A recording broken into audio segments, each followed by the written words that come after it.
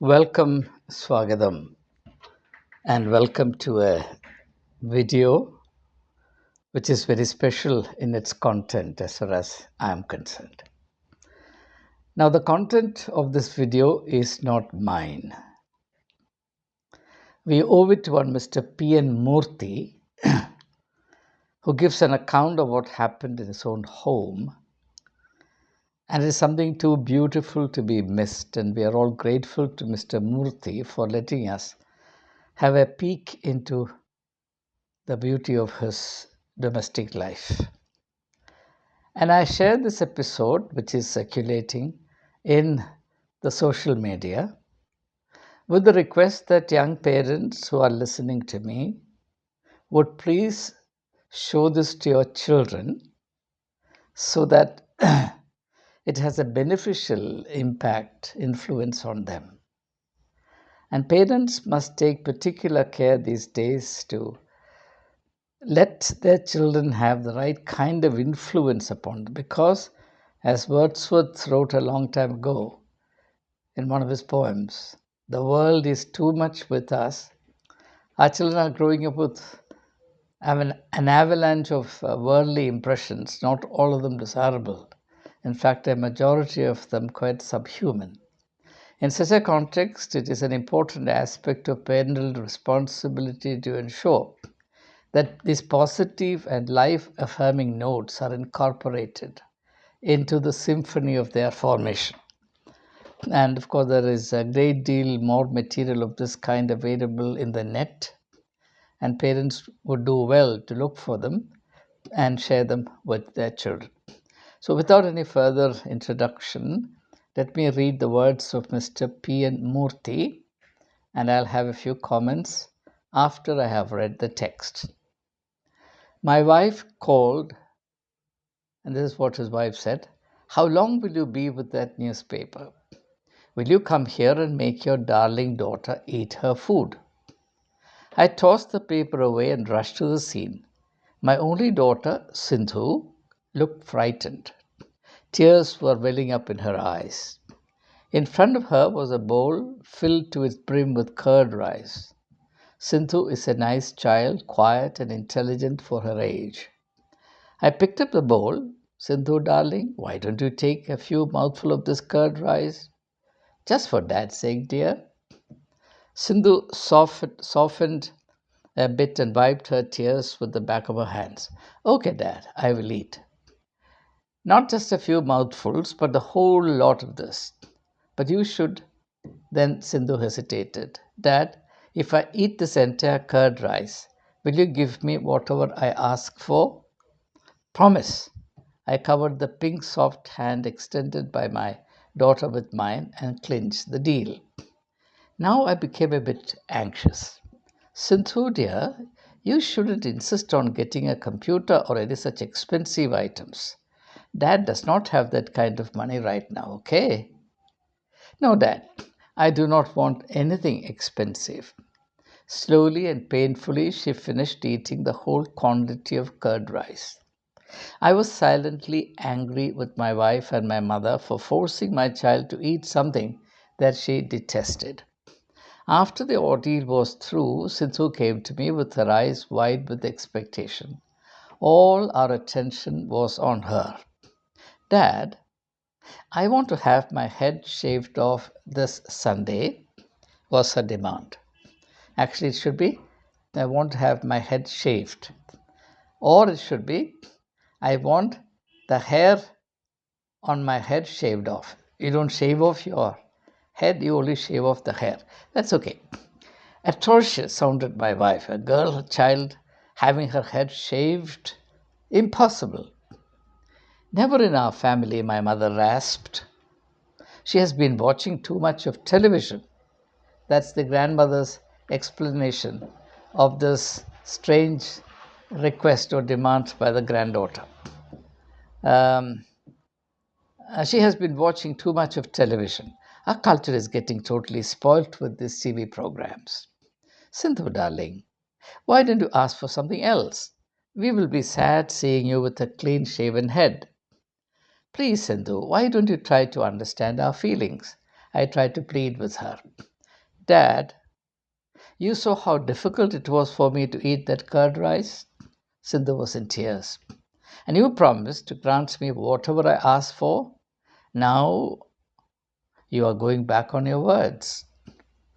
Was it not you who told me the story of King Harishchandra and its moral that we should honor the promises that we make no matter what? It was time for me to call the shots. Our promise must be kept. Are you out of your mind? Chorused my mother and wife. No.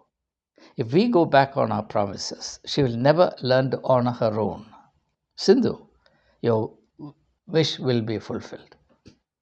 With her head clean shaven,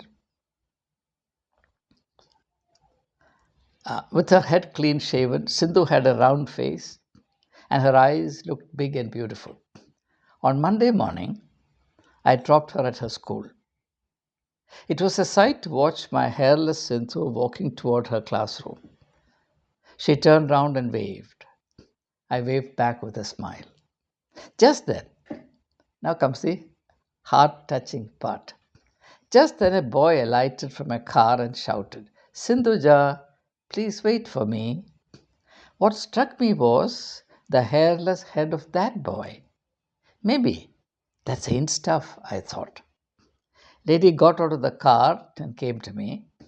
She said, Sir, your daughter Sindhuja is great indeed. That boy who is walking along with your daughter is my son, Harish. He is suffering from leukemia. She paused to muffle her sobs. Harish could not attend the school for the whole of the last month. He lost all his hair due to the side effects of the chemotherapy.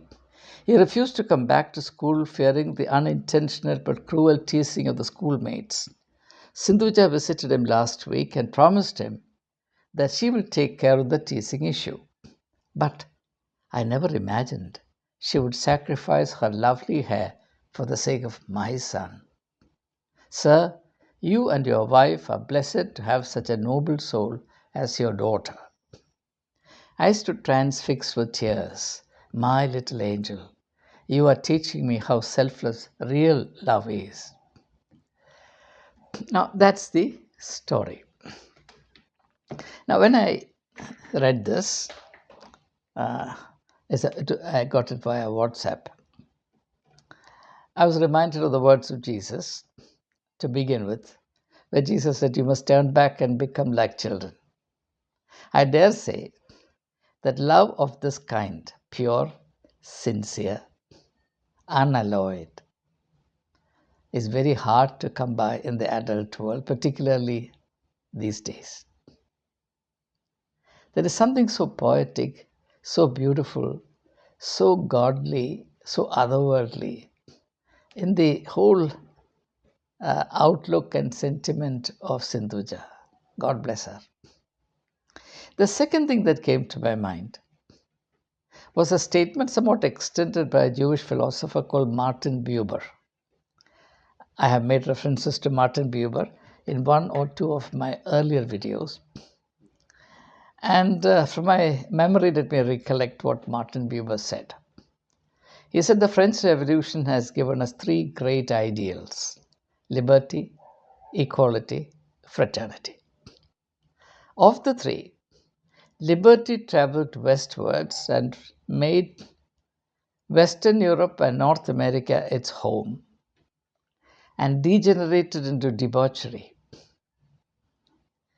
Equality traveled eastwards and made Eastern Europe its home and created the faceless collectivity.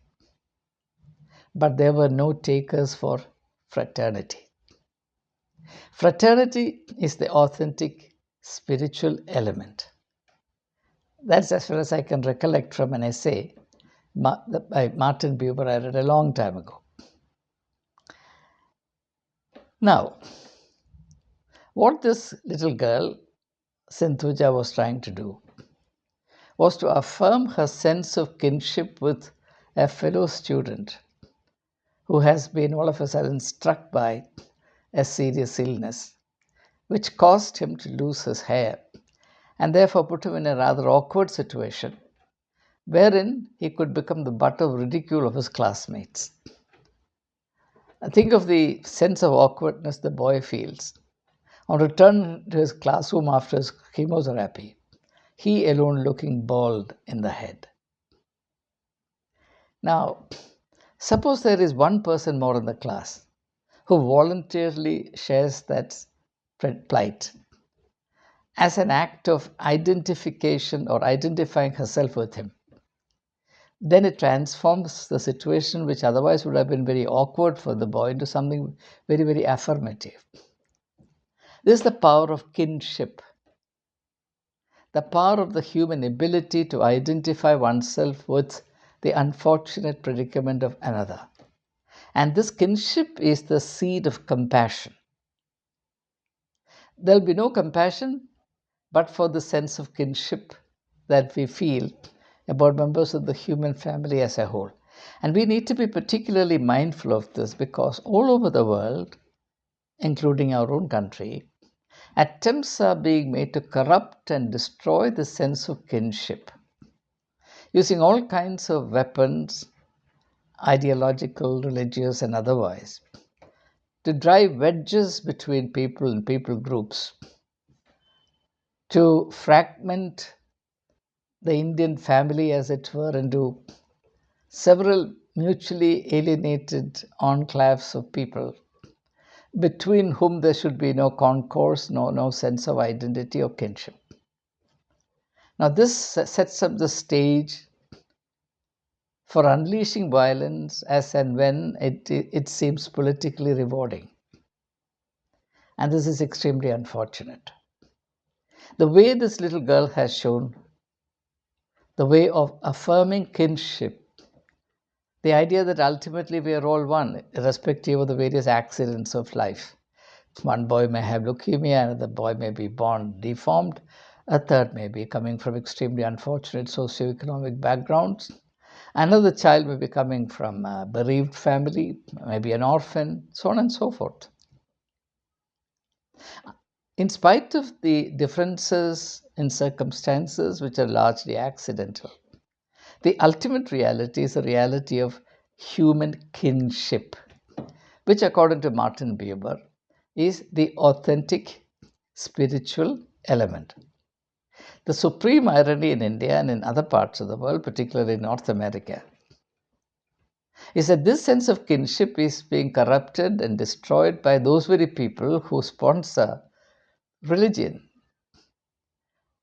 The purveyors, defenders, and merchants of religion are in the forefront of corrupting this sense of universal human kinship, without which there can be no spirituality.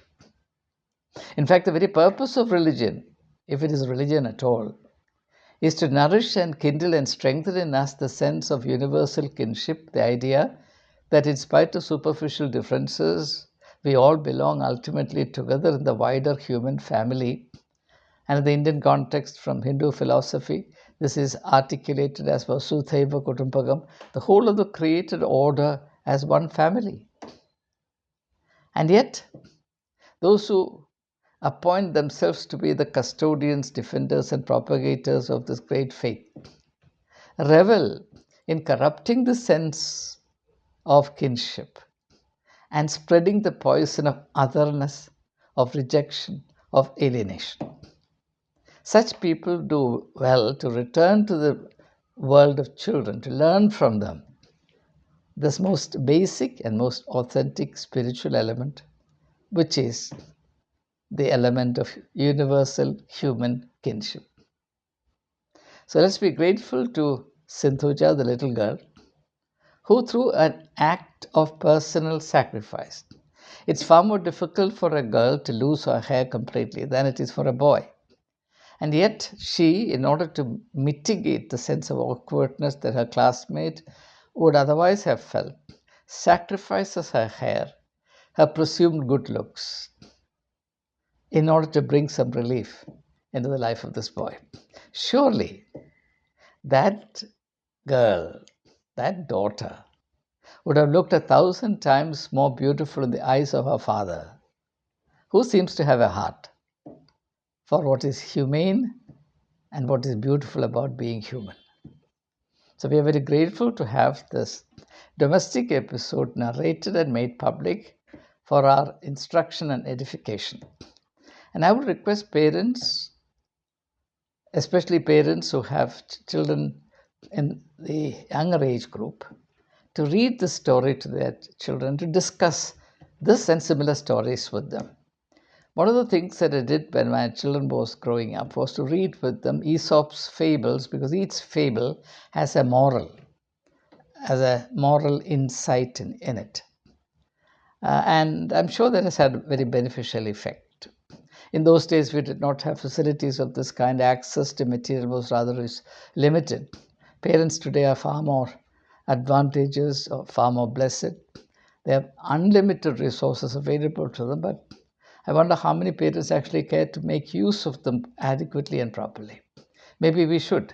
Maybe we should make it a special point of emphasis in uh, nurturing our domestic culture to bring these inputs into the total fabric of our family culture, so that the next generation would have some light to guide them through the journey of life.